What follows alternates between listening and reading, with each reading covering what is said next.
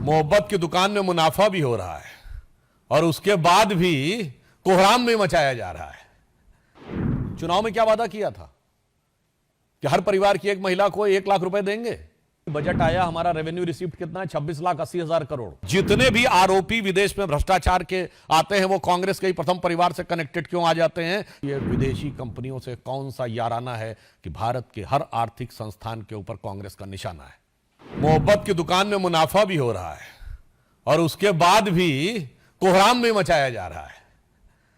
तो मैं ये कहना चाहता हूं यहां पर एक गंभीर बात देखिए, कांग्रेस ने कितने सिस्टमेटिक तरीके से भारत में अराजकता फैलाने का प्रयास किया।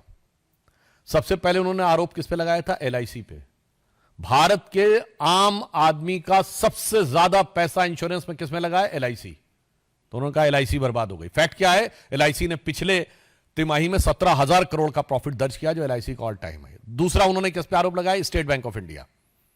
भारत के लोगों के सबसे ज्यादा खाते अगर किसी एक बैंक में है, भारत का सबसे बड़ा बैंक स्टेट बैंक, उन्होंने कहा स्टेट बैंक बर्बाद हो गया है।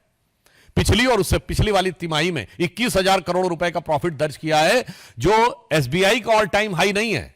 भारत के सारे प्राइवेट और पब्लिक सेक्टर्स को मिला के ऑल टाइम हाई है, मतलब रिलायंस से ज्यादा प्रॉफिट एसबीआई ने दर्ज किया है। उसके बाद उन्होंने क्या कहा? एचएएल। एचएएल क्या है? भारत का सबसे बड़ा डिफेंस का पीएसयू है और मोदी जी की सरकार में आने के बाद भारत की रक्षा क्षेत्र में आत्मनिर्भरता में सबसे आगे एचएएल है। उन्होंने कहा एचएएल बर्बाद हो गया है। ये सिर्फ 1.5 साल पहले की बातें हैं। 2023-24 एचएएल का रेवेन्यू 29,000 करोड़ रुपीस है, जो ऑल टाइम हाई है, और 80,000 करोड़ का उनका पाइपलाइन में है। उसके बाद अब सेबी के ऊपर अटैक।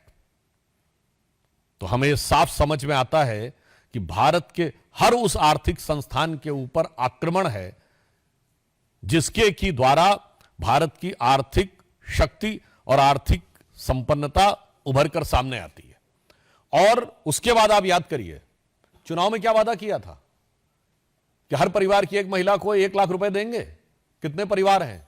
140 करोड़ की जनसंख्या, 4.5 पर्सन पर फैमिली है। 4.5 से डिवाइड करिए, 31 करोड़ के आसपास आएगा। और अभी बजट आया, हमारा रेवेन्यू रिसीव्ड कितना है? 26,80,000 करोड़, यानी 27 लाख करोड़ से कम भारत सरकार की आमदनी है। और कहते थे 31 करोड़ परिवारों में लगभग सभी को 1-1 लाख दे देंगे, यानी 31 लाख करोड़ रुपया बांट देंगे। और बहुत से गरीब और कम शिक्षित लोगों को वो भरमाने में सफल हो गए। ये साफ बात देख लीजिए कि ये आर्थिक अराजकता फैलाने का लक्ष्य है कि नहीं। और साथ में कौन? मैं कांग्रेस से पुनः ये बात जो कह चुका हूं रिपीट करना चाहता हूं, हमेशा विदेशी कंपनियों के साथ आप क्यों खड़े रहते हैं?